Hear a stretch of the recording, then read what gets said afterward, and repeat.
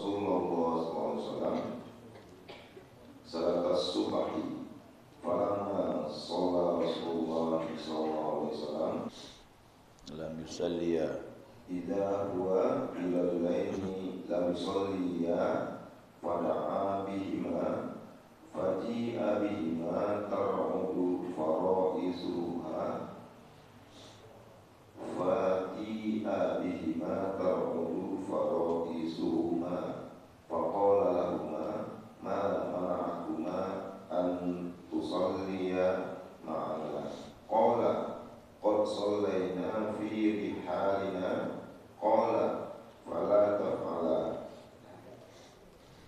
idza sallaytuma fi wasalliya ma'ah fa innaha lakuma nafilah rawahu Ahmad wal lafzulah wa wassalasatu Bismillahirrahmanirrahim.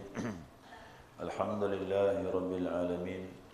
Allahumma salli ala nuril anwar wa siril asrar wa tiryakil aghyar wa miftahi babil yasar Sayyidina wa maulana Muhammadin al-Mukhtar wa alihi al-athhar wa ashabihi al-akhyar adada ni'amillahi wa ifdali.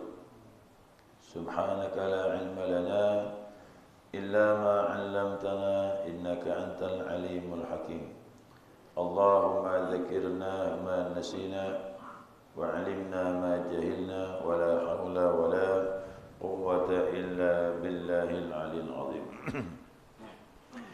Qala musannif rahimahullahu ta'ala wa nafa'ana bi 'ulumihi fid dharain amin. Berjamaah sekalian yang saya muliakan, assalamualaikum warahmatullahi wabarakatuh.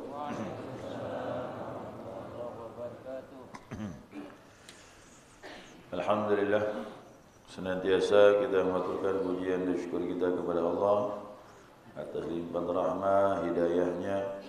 Subuh ini kita dapat melanjutkan kajian kita, mudzakarah kita, panduan kitab Bulughul Maram.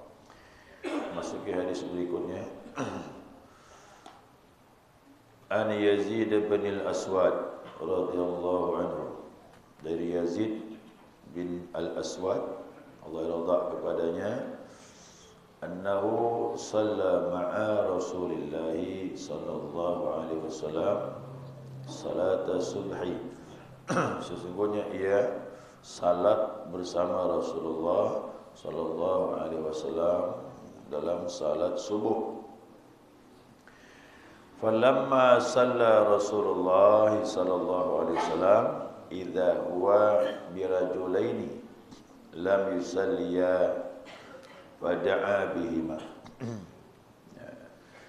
Tiba-tiba Nabi bertemu dengan dua orang laki-laki tidak salat, tidak salat bersama Rasulullah. Fada'a bihima, maka Nabi panggil keduanya. Faji'a bihima tar'udu fara'isuhuma, maka keduanya datang menghadap Nabi dalam keadaan apa tu? Tar'udu ni diartikan apa? Tar'udu tatadarrab taharraka bil khauf. Jadi datang dalam keadaan seperti orang takut lah. Ya, seperti orang takut. Ya. Seperti takut.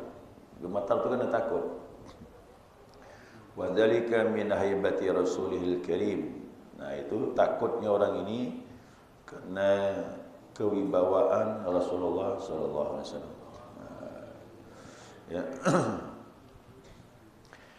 Nah, kemudian faqala lahumma, Nabi berkata kepada keduanya, ma mana'akuma an tusalliya ma'ana, apa yang melarang kalian berdua ini tidak salat bersama kami?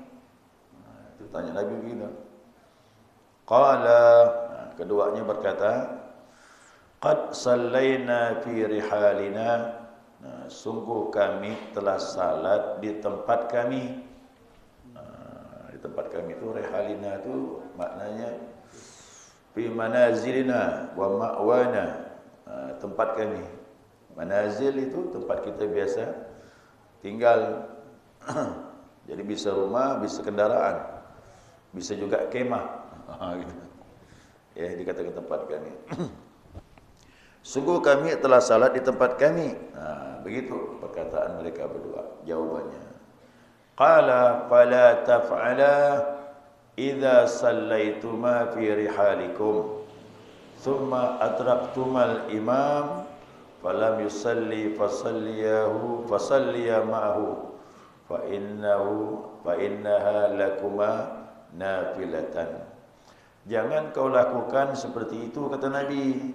Apabila kalian telah salat di tempat kalian, kemudian mendapatkan imam belum salat, maka salatlah bersama imam. Fa innaha lakuma nafilatan. Sesungguhnya salat subuh yang kau lakukan bersama imam itu sunnah bagi kalian berdua. Sunnah. Sunnah. Inilah maka dikatakan fadilah berjamaah itu hukumnya sunnah. Dari hadis ini diambil. Rawahu Ahmad dengan lafaz dari 3 ilmu ahli hadis, disahihkan Imam Tirmizi dan juga Ibnu Hibban. Ya, kita lihat di sini ya. Kalimat yang pertama menunjukkan bahwasanya ya, Rasulullah selesai salat, ya, selesai salat itu. Nabi selesai salat, salat subuh nih. Ya. Maka tatkala Nabi selesai salat, dia melihat dua orang ini tidak salat bersama Nabi. Tidak salat bersama Nabi SAW. Maka Nabi manggil mereka untuk tahu kenapa dia tak salat. Ya. Dia pun beri alasan. Ya, dia memberi alasan, kami telah salat di tempat kami. Coba bayangkan jemaah. Berarti rentang waktu antara azan subuh dengan iqamah itu lama. Dia datang ke masjid udah salat di tempatnya. Ya. Kemudian datang ke masjid dengan harapan ikut majelis. Biasanya ada bukan pengajian, kalimat-kalimat atau semacam tausiah lah yang disampaikan Rasulullah SAW. Jadi datang ke masjid ingin mendengarkan pengajian. Macam inilah nih. Ada jamaah yang berpikir di rumah, oh jangan-jangan di masjid ini sudah salat dah ni. Salat di rumah, kemudian bergegas pergi ke masjid dengan harapan ikut majlis. Sampai di masjid ternyata ya, Nabi selesai salat melihat ini orang dari awal sampai duduk di tempatnya itu. Duduk di tempatnya. Berarti dia sampai ke masjid, Nabi belum salat, lama tu. Makanya saya harapkan masjid-masjid kalau dapat rentang antara azan dengan iqamah untuk subuh saja, lebihkanlah dibandingkan dengan yang lain. Zuhur bolehlah 7 menit, silakan. Ya, maghrib 5 menit, kena singkat. Style memang waktunya tu. Maghrib 5 menit saja udah. Ya kan? Kalau ditambah dengan azan berapa menit? Berarti sekitar 8 menit lah rentang waktu antara azan dengan iqamah. Untuk subuh 15 menit. Antara iqamah. Kalau saya kemarin umpamanya kita ibadah baik haji maupun umrah, saya lihat tuh paling cepat di sana 20 menit. Pernah saya lihat 25 menit. Lama. Kenapa? Beri kesempatan. Boleh jadi di rumah orang baru mendengar azan, bangun. Kalau rentang waktunya 15 sampai 20 menit, Kok dia cepat-cepat terkejar masih itu. Jangan tergesa-gesa, apalagi ada wirid-wiridnya panjang tuh antara subuh tuh. Antara adzan dengan iqamah, wiridnya panjang.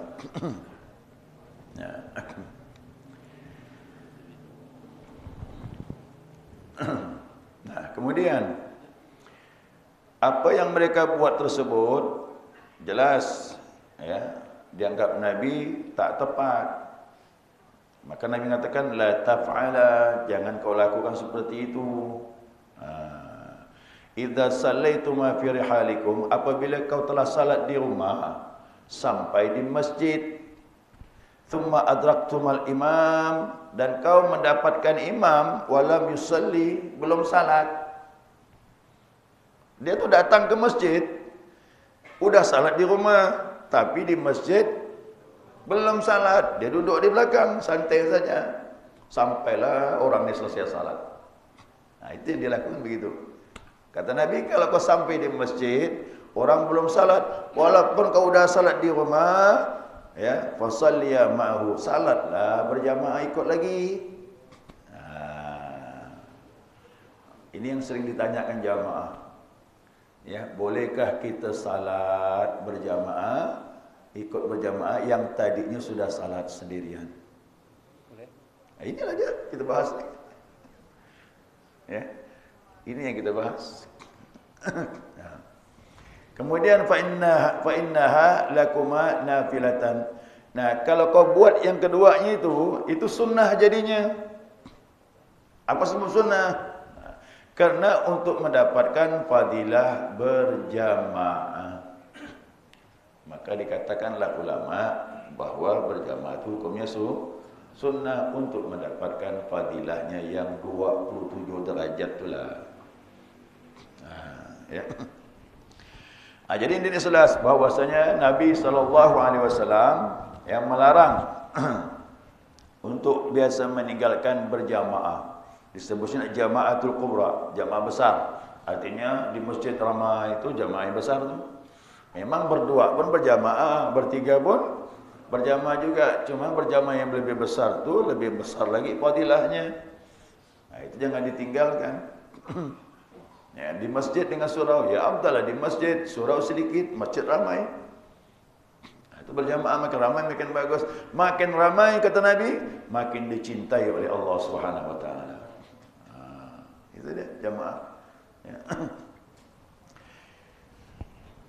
Nah, cukuplah kata ulama dengan petunjuk Nabi kepada kedua orang tadi ini. Ya, birsyadir rajulaini li jahalihima. Cukuplah petunjuk Nabi kepada kedua orang ini, maaf disebut jahil, tak ngerti. Nah, itulah dia. Kita ngakulah kau tak faham. Ya, kau tak faham kita ngaku. Nah, jadi timbullah suatu hukum di sini, ya. Timbul hukumnya. Kenapa? Yang pertama, dalam dialog ini menunjukkan bahwasanya kewibawaan Nabi SAW. Bayangkan jamaah itu tadi, dia datang goncang dia, bergerak tubuhnya kerana takut. Di situlah menunjukkan kebesaran wibawah Nabi kita Muhammad SAW. Sahabat kok ada salah ngadap Nabi, bergetar badannya. Tidak kan Nabi, saya kalau ketemu ulama karismatik takut saya. Ya kan, ada wibawa, segan rasa hati ini. Segan hati. Ya. Kadang-kadang makin dekat, makin lemah rasa lutut ni. Ya. Saya bayangkan, saya ketemu ulama macam itu, ulama karismatik. Apalagi sahabat dulu bertemu dengan Nabi SAW. Nah, wajar dia merasa bersalah, apa salah aku ni? Dipanggil Nabi, bergetar dia, takut dia. Di situ nampak wibawahnya Rasulullah SAW. Nah, kemudian dalam hadis ini juga menunjukkan bahwasanya talabus soal, minta, bertanyalah kepada sesuatu yang kita tak faham.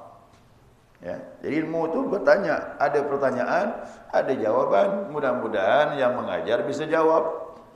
Seperti Nabi Muhammad sallallahu alaihi wasallam. Dapat jawaban, berarti puaslah kita, hilanglah kejahilan kita itu, lalu kita mengerti. Kau mengerti itu enak. Kau banyak mengerti, paham, tak mudah nyalakan.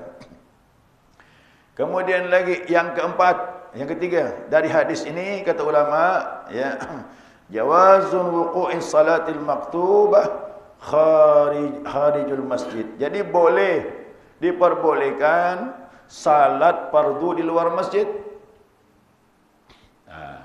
Boleh kan? Nabi tidak melarang. Nabi tidak melarang salat di luar. Tapi ingat, kalau kau ketemu ada berjamaah, ikut lagi. Apa sebab? Itu sunnah bagi kalian. Ya, sunnah bagi kalian. Yang wajib yang mana? Itu pertanyaannya. Yang mana yang wajib, mana yang sunnah? Yang wajib itu yang pertama telah gugur kewajiban. Yang kedua sunnah untuk mendapat fadilah begitu dia. Jelas? Gitu dia. Itu terjemahannya kayaknya agak keliru nampak atau enggak? Apa terjemahannya? Iman itu justru surat yang pertama itu sunnah. Nah, di sini enggak. Ya. Nafilatan apa maknanya? Nah, zaidatun fi thawab, sebagai tambahan pahala. Yang fardu yang mana? Yang pertama. Wal faridah allati waqa'at hiya salatul ula. Jadi yang fardu itu salat yang pertama. Yang dilakukan di rumahnya sendiri sah, itu sebagai menunaikan kewajiban. Tapi begitu sampai di masjid, itu dapatkan fadilah sunnah. Bukan yang di rumah sunnah. Sama. Bukan yang di rumah sunnah. Yang sunnah itu mendapatkan fadilah berjamaah. Yang sendirian melepaskan kewajiban. Jelas tu? Gitu sih. Bukan saya nyuruh salat di rumah ni, bukan. Cuma ini pembahasan. Sayang di rumah fadilah berjamaah tak dapat. Sah-sah diterima ke? Wallahu alam. Cuman yang lebih afdalnya kita turun ke masjid berjamaah. Maka salat di luar masjid, kemudian berjamaah, mendapatkan berjamaah. Dituntut di sini untuk masuk berjamaah. Sama dengan orang di masjid, salat sendirian umpamanya. Dia datang ke masjid ini terlambat, ada urusan. Masuk ke masjid jam 1 siang. Ada orang berjamaah? Tidak ada, kosong dah. Dia pun salat sendirian di masjid. Tiba-tiba datang rombongan 3 orang. 3 orang datang. Saya tadi sudah salat fardu sendirian. Ini rombongan 3 orang datang berjamaah. Boleh saya ikut lagi? Tadi memang juga di masjid, tapi sendirian. Itu. Ya, paham nih? Jadi ada jamaah bertanya begitu. Boleh ke Ustaz? Kata dia. Kita salat sendirian. Saya lihat kawan begitu. Udah salat sendirian dia, kemudian ada rombongan berjamaah, dia ikut lagi. Boleh. Inilah hadisnya nih. Untuk mendapatkan fadilah berjamaah. Tadi salat sendirian, walaupun di masjid. Sendirian saja. Itu boleh seperti itu. Inilah di hadisnya kita bahas. Takunu salatul ula fardan. Jadi salat yang pertama tadi yang dikerjakan di rumah itu sebagai fardu. Wa thaniyatun naflan, yang kedua menjadi sunnah untuk mendapatkan fadilah berjamaah. Nah, ini pendapat Abu Hanifah menganjurkan bahwasanya boleh salat diulang kecuali subuh dengan maghrib. Itu pendapat Abu Hanifah. Kalau kau sudah salat maghrib walaupun sendirian tak boleh diulang. Salat subuh sendirian tak boleh diulang. Tapi kau selainnya boleh. Itu pendapat Imam Abu Hanifah. Tapi Imam Syafi'i, Imam Ahmad berpendapat 5 waktu sama hukumnya. Kalau kau salat sendirian, setelah salat lihat ada rombongan berjamaah, ikut lagi. Setelah ikut, selesai sudah salat, datang lagi berjamaah. Jangan nak ikut lagi. Ya, itu kelebihan dosis pula. Ya, itu kelebihan dosis. Tidak. Imam Malik berpendapat jika salat berjamaah, Ya, maka tak boleh lagi dia mengulang. Tapi kalau sendirian boleh, kecuali maghrib kata dia. Kalau maghrib tak boleh ulang kerana waktunya singkat tadi. Itu pendapat imam. Tapi kita kembali kepada Imam Syafi'i, 5 waktu sama. Kalau pernah salat pertama kali sendirian, ketemu rombongan, ikut lagi untuk mendapatkan fadilah berjamaah. Ya. Baik jamaah sekalian, itu saja pembahasannya. Mudah-mudahan bisa dipahami. Sampai sana orang rakaat masuk dua subuh misalnya. Boleh kita masuk subuh lagi. Tadi gimana? Kita sudah sampai masjid juga berjamaah. Sudah berjamaah? Tak perlu lagi. Dah ramai ni saya. Sampai ke tempat pengajian besar. Tak perlu dia. Tak perlu. Kerana sudah berjamaah dah. Sudah berjamaah di sini selesai salat, ngejar pengajian di sana. Oh, dah perlu 1 rakaat. Ikut boleh ikut. Jangan. Sini sudah berjamaah dah, sudah dapat fadilah berjamaah. Kemudian ada, ini saya tambah sikit ya. Ada nilai sedekah. Sedekah. Sedekah ini sebaliknya membantu orang untuk dapat fadilah berjamaah. Rasulullah lagi duduk ya di masjid ini. Duduk bersama sahabat. Biasalah setelah salat adalah sebulan ngomong-ngomong lah. Itu yang diomongkan Nabi itu hadis. Tetap tu sahabat dengar jadi hadis. Dimanapun Nabi ngobrol dengan sahabat, sahabat dengar, itu hadis. Batuk Nabi pun jadi hadis. Yalah, aku melihat Nabi batuk, jadi hadis tu. Jadi semua Nabi itu perbuatannya jadi hadis. Ya. Lagi duduklah ngomong-ngomong. Kata sahabat bilang, tatkala kami sedang ngomong, masuklah seseorang yang salat ketinggalan. Dia salat tapi sendirian, berjamaah sudah selesai. Masuklah sendirian. Nabi bilang sama sahabat, siapa yang mau sedekah dengan orang itu, kata Nabi, sedekah kata Nabi. Jadi bantu dia berjamaah. Berdirilah satu orang, saya Rasulullah, bantu dia sedekah biar dapat berjamaah. Masya Allah. Nabi tak mau biarkan orang salat sendiri. Ayo sedekah, bantu dia. Berjamaah dia berdua tu. Timbullah ketentuan bahawa berjamaah makmum satu pun sudah dihitung sudah. Apalagi lebih. Jadi dua macam ni. Yang pertama kita bahas di hadis ini untuk mendapatkan fadilah berjamaah, mengulangi salat. Adapun yang kedua tadi membantu orang lain agar dapat fadilah berjamaah. Sudah berjamaah sudah, tapi bantu orang yang sendirian salat, kasihan dia. Salat sendirian, bantu dia berjamaah. Masya Allah. Bisa bantu berjamaah tu dengan salatnya. Pada tadi sudah berjamaah juga ya. Sudah berjamaah, cuman niatnya sedekah. Bantu orang yang sendirian tadi.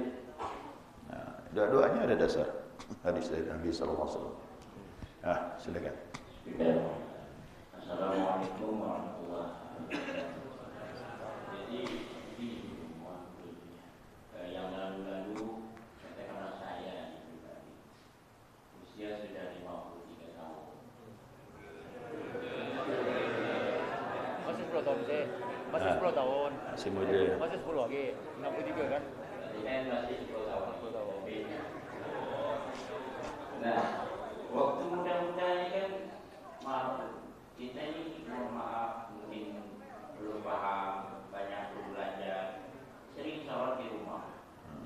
Sholat tu gak sholat di masjid, di rumah pun sama gak. Nah kalau saat sekarang ini karena kita belum maju belajar, jadi dapat hidayah belajar. Yang lalu-lalu ini bagaimana dulu? Kalau bayangkan usia kita itu kan mungkin kalau hitung-hitung banyak sholat di rumah, banyak sholat di masjid. Ini bagaimana dulu? Ini saya tidak menyinggung orang, tapi menyinggung pribadi saya. Kalau nanti kita di kampung itu kan susah. Di kampung susah kan mau sholat berjamaah. Uang lebih banyak, sholat di rumah masing-masing. Tapi di rumah jemaah ada? Ada. Oh, ada. Kalau di rumah begini. Ya. Begitulah Bu.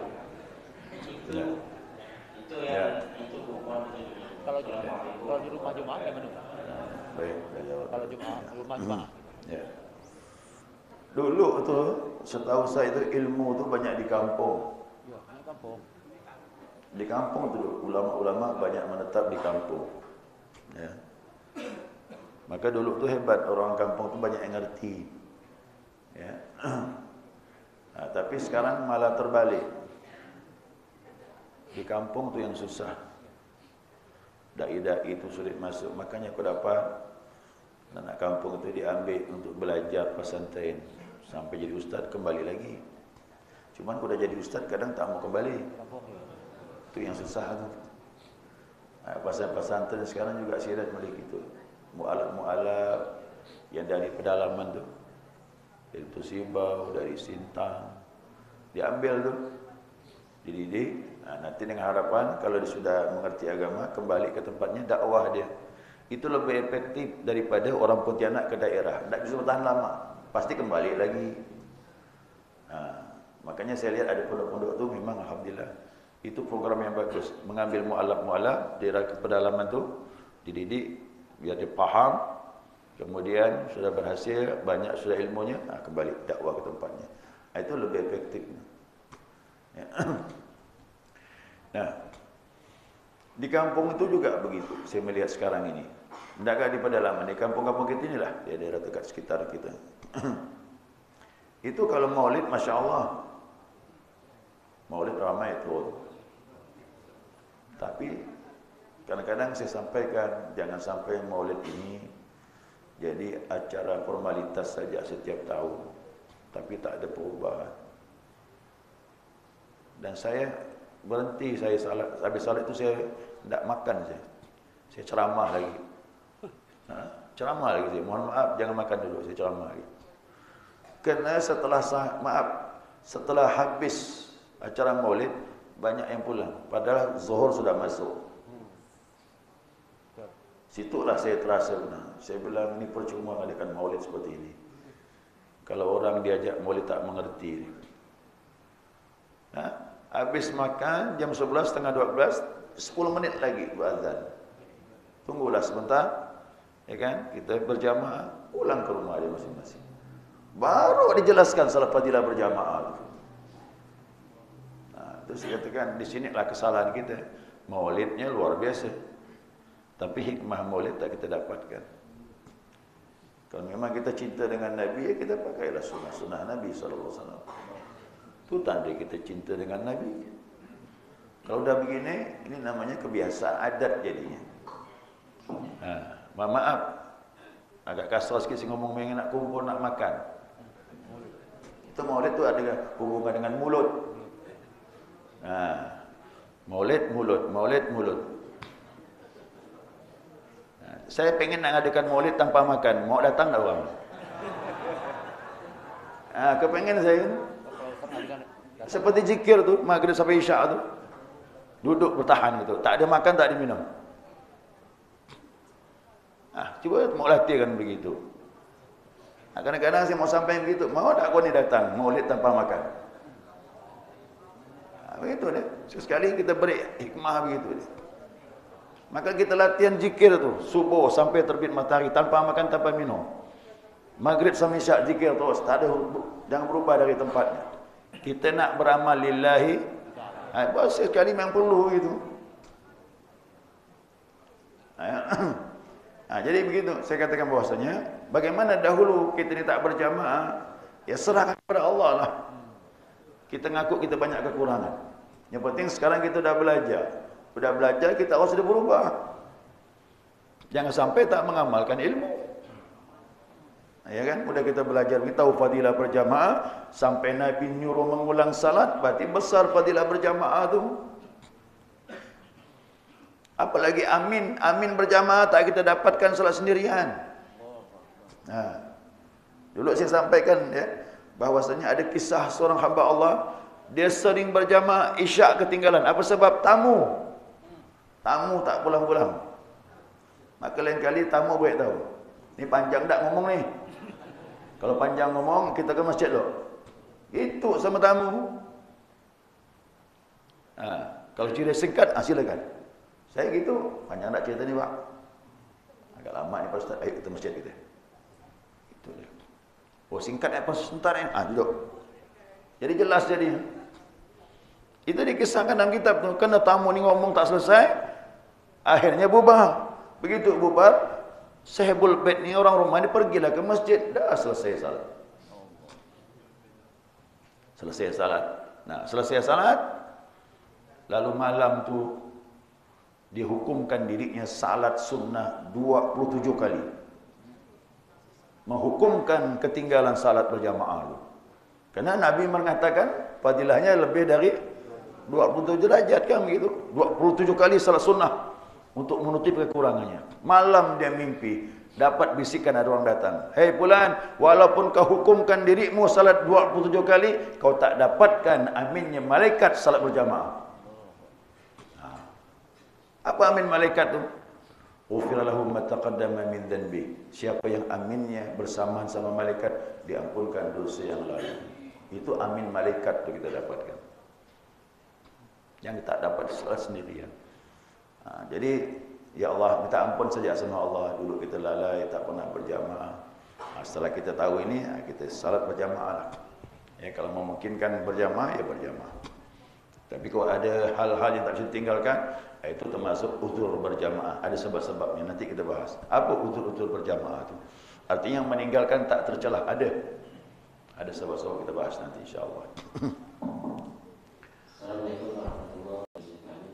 Tadi yang ingin saya tanyakan tentang niatnya, apakah sama seperti niat berjamaah pada umumnya, khususnya sedekah tadi? Ya. Assalamualaikum warahmatullahi wabarakatuh. Waalaikumsalam warahmatullahi wabarakatuh. Salat fardu, kalau sebagai imam, niat sebagai imam. Nah, cuman nilainya menjadi sunnah. Ya, nilainya sunnah karena membantu orang lain. Nabi mengatakan sedekah. Sedekah itu berarti mendapatkan pahala kesunahan membantu orang lain. Kita dapat, yang bersangkutan pun dapat fadilah berjamaah. Nah, jadi pengulangan salat itu niatnya sama, cuman jatuhnya sebagai sunnah, sama dengan sahabat tadi itu. Yang 2 orang tadi itu tak ikut berjamaah. Nabi bilang, kalau kita mau imam yang belum salat berjamaah bersama makmum, ikutlah sunnah bagi kalian. Fadilah sunnah dapat, tapi niatnya tetap niat wajib. Ya. Salat jenazah juga begitu. Salat jenazah ini kan, selesai yang pertama, bubarlah, masuk rombongan yang kedua. Rombongan yang kedua selesai, datang lagi rombongan yang ketiga. Ini sampai 3-4 kali bertahap itu tetap menjadi fardu kifayah. Ya, fardu kifayah hukumnya. Nah, kemudian yang salat rombongan yang pertama, begitu dibentuk rombongan kedua, ikut lagi dia. Berarti kan 2 kali. Sama-sama berjamaah nih. Bagaimana? Nah, ini tak disunnahkan. Tidak disunnahkan, tapi kalau dilakukan jadi sunnah hukumnya. Sunnah biasa saja. Nah, pahala sunnah dia dapatkan, tapi niatnya tetap fardu kifayah. Karena salatnya fardu kifayah. Nah, gitu. Kan biasa tuh jenazah tuh. Salat di rumah, nanti bawa ke masjid, yang salat di rumah ikut lagi di masjid. Gitu. Itu tak dianjurkan, tak disunnahkan, tapi jaiz boleh. Ada ulama mengatakan khilaful aula, menyelisihi keutamaan. Assalamualaikum warahmatullahi wabarakatuh. Assalamualaikum. Satu lagi Pak Ustaz. Ya. Belum selesai kita sholat, mungkin dapat 2 rakaat itu tiba-tiba ada kawan masuk 2-3 orang dan membentuk jamaah sendiri. Apakah kita boleh membatalkan lalu kita ikut jamaah itu? Baik. Itu aja. Assalamualaikum warahmatullahi wabarakatuh. Kalau kita salat sendirian di masjid, ya, sendirian di masjid, kemudian baru 1 rakaat atau 2 rakaat, tiba-tiba melihat rombongan berjamaah, bolehkah kita batalkan? Boleh. Boleh kita batalkan. Ya. Kalau seandainya yang masuk rombongan tadi itu melaksanakan salat sunnah, salat fardu yang kita lakukan, niatkan salat sunnah 2 rakaat salam. Kalau masih mungkin kan 2 rakaat, karena cepat selesai, kemudian dapat ikut berjamaah. Tapi kalau rombongan ini langsung salat fardu tanpa salat qabliyahnya, yang salat sunnah kita lakukan, sunnah batal. Batalkan, ikut berjamaah. Tak paham saya? Ya. Kalau rombongan 5 orang datang ke masjid, ya, kita sedang salat sunnah. Sunnah. Hah? Bukan sunnah, fardu kan. Ini wajib. Oh, salat fardu, ya betul. Salat fardu, paham. Ini fardu maksudnya. Baik. Itu aja bingung. Baik. Cuma salah ucap ya tadi, penjelasan sama. Nah, itulah saya bingung. 5 orang datang, Iya. saya salat zuhur. Johor ya. Ya, salat zuhur. Kemudian yang 5 rombongan ini langsung salat zuhur atau qabliyah? Nah, ini ya. Johor. Baik, ini saya jawabnya ya. Kalaulah salat zuhur, salat fardu batalkan nih. Oh, batalkan ya. Batalkan, ikut berjamaah. Alhamdulillah dapat fadilah berjamaah. Itu kalau langsung. Kalau seandainya 5 orang ini masuk salat sunnah dulu, kita lihat kan masih, maaf, tidak berjamaah dia masing-masing. Ya, ada di depan, ada di belakang, ada di samping. Nah, kita kan bisa merasakan waktu salat itu kan, bahwa dia belum berjamaah. Salat zuhur yang kita lakukan ini rubah salat sunnah. Nah, langsung rubah niat menjadi salat sunnah. 2 rakaat salam. Oleh. Nanti begitu dibentuk berjamaah, ikut. Ini yang salat fardu ini. Itu. Jelas? Itulah dia. Misal Ustaz, kalau rombongan tadi ini datang, salatnya itu dia musafir. Kita mungkin dia kan ngambil asar dan johor gitu. Jadi bagaimana kita untuk menghilangkan ini? Kita ini mungkin musafir. Kita ini mungkin. Dia musafir. Begitu datang rombongan dia berjamaah gitu kan. Tahu-tahu 2 rakaat dia nambah lagi ke asarnya misalnya. Dia tarik asarnya. Lagi kita gimana? Dia jadi imam kah? Kita Dia berjamaah berimam. kita ikut dia. Kita tadi membatalkan ini. Kita seorang tadi. Tahu-tahu dia 2 rakaat. Salam. Oh, itu tak Lalu masalah. dia nak ngambil Baik. peraturan lagi ya. Baik. Ya. Ini masalah baru lagi nih. Iya. Nambah-nambah sikit masalah ini. Tak apa, tambah-tambah ya. Ya, mudah-mudahan bisa jawab. Nah, kita tadi kan salat zuhur. Seorang sendirian. Datang rombongan berjamaah. Nah, kemudian dia langsung salat zuhur berjamaah. Lalu kita batalkan nih. Iya. Kita batalkan. Ikut dia Ustaz. Nah, ikutlah berjamaah. Nah, dalam sangkaan dia bukan musafir kan? Musafir ya, bukan ya. Ada yang tahu enggak dia musafir? Tidak tahu. Nah, itu masalahnya. Karena ketidaktahuan, ya sah salat kita ikut berjamaah. Kita ikut salat, baru 2 rakaat dia salam. Jamak kasar rupa kawan ni. Udah salatnya tetap sah karena sangkaan kita itu dia salat zuhur tamam sempurna. Jadi kita bisa menganisan. Nah, kita teruskan. Kita tidak ikut dia lagi. Kita salat sendirian, meneruskan kekurangan rakaat dan tidak ikut jamak kasarnya. Kita salat sendirian. Mau misah sedikit boleh, tetap pun tidak masalah. Yang penting salat sendirian sudah. Kita tak bergantung lagi dengan dia. Karena kita meneruskan salat zuhur. Sama dengan orang salat sunnah. Orang salat sunnah, datanglah makmum nih. Ikut dengan orang ini. Dijadikanlah sebagai imam. Nah, orang yang dijadikan imam ni kan dia diam-diam saja. Ya makmum pun menyangka salat zuhur, ikutlah. 2 rakaat salam. Oh, salat sunnah rupanya ni. Karena kita melihatkan dia baru takbir kan. Allahu Akbar, kita masuk masjid. Ikutlah. 2 rakaat salam. Berarti salat sunnah. Bagaimana ini? Sah juga. Karena sangkaan kita salat zuhur. Yang tak